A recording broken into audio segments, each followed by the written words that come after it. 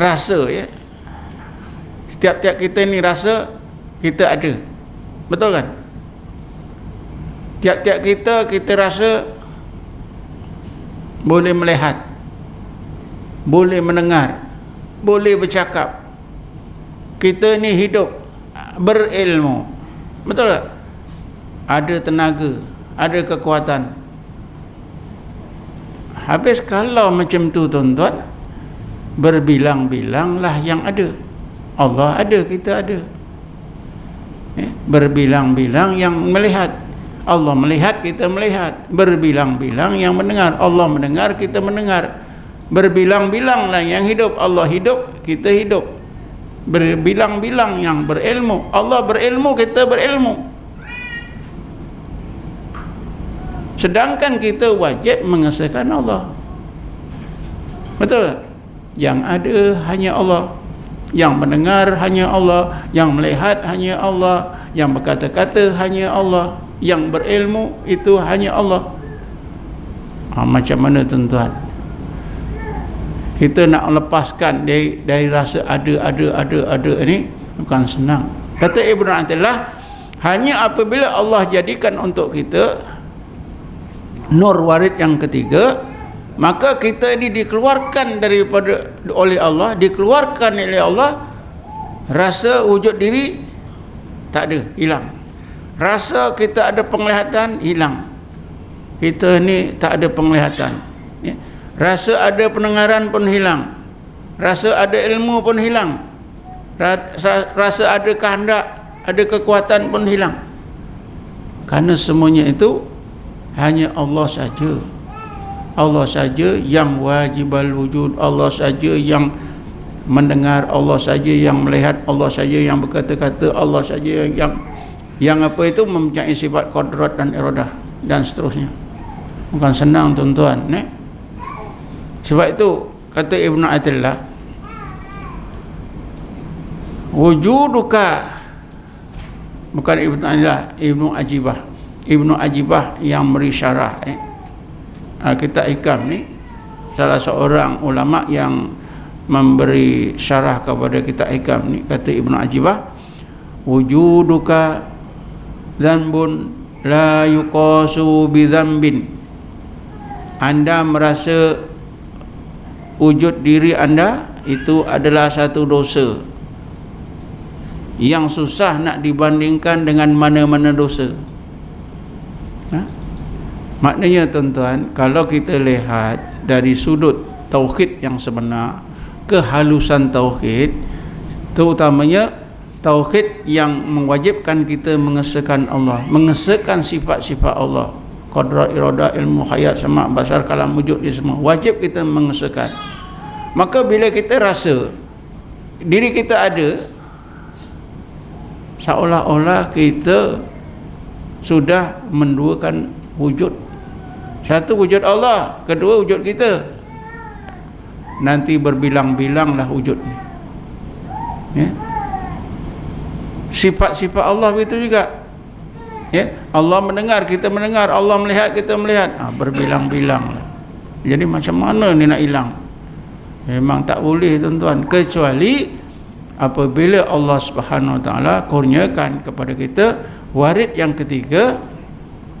Maka kata Ibnu Athaillah, pada masa itulah Allah keluarkan kita, liyukhrijuka, Allah mengeluarkan diri anda, min sijni wujudika, daripada penjara wujud diri anda sendiri, ila fadai syuhudika, kepada luasnya pandangan hati anda mengenai zat yang wajib wujud. Kalau ini berlaku, yang lain-lain akan mengikut tuan-tuan. Sifat-sifat Allah itu kita dapat mengesahkan dengan sebenar-benar.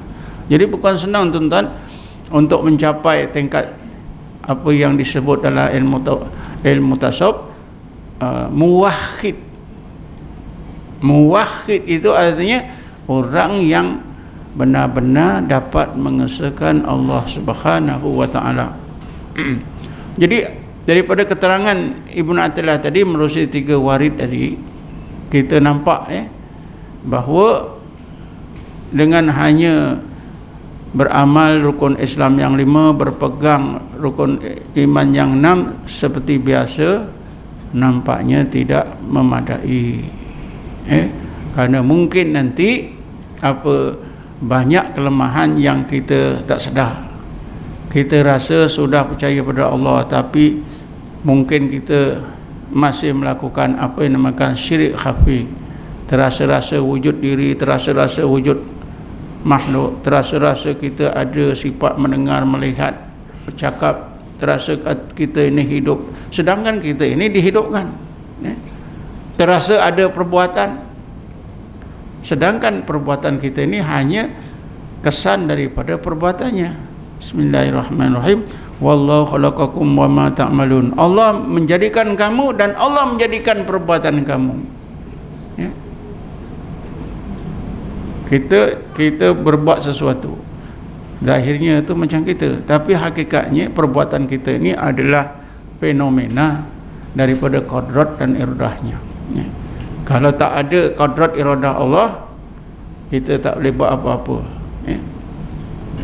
Jadi itulah tuan-tuan, apa yang saya terangkan tadi menunjukkan bahawa kita perlu terus berzikir dan tafakur. Nanti kita akan dikurniakan oleh Allah tazakur menerusi proses tadilah warid, iaitu nur yang Allah lemparkan ke dalam hati kita. Menurut Ibnu Athaillah ada 3 jenis warid. Yang pertama warid intibah, yang menjadikan hati kita ini jaga daripada tidurnya. Yang kedua warid iqbal, yang menjadikan hati kita ini hanya Allah saja, kita boleh jadi hamba Allah sebenar. Warid yang ketiga waridul wisal, yang menyampaikan kita ini kepada tauhid yang sebenar, dapat mengesahkan Allah Subhanahu wa taala. Kita terkeluar daripada syirik khafi, apatah lagi syirik jali. Jadi sedikit setakat ini saja tuan-tuan. Dengan itu kita jadi orang mukmin yang kuat, seperti Rasulullah SAW. Kan jelas bahawa semua cahaya-cahaya itu adalah kenderaan hati. Kalau Rasulullah untuk badan dia sekali di Isra' Mi'rajkan oleh Allah SWT. Kalau ulul albab hatinya saja. Hati orang ulul albab itu mengembara melihat ayat-ayat Allah yang di langit dan di bumi. Yang ini juga dikatakan mi'raj orang mukmin. Dan semayang dulu pun sudah saya terangkan, as-salatu istiftahun li babil ghuyub. Semayang itu adalah penerokaan hati ke alam yang gaib. Ini semua berkaitan.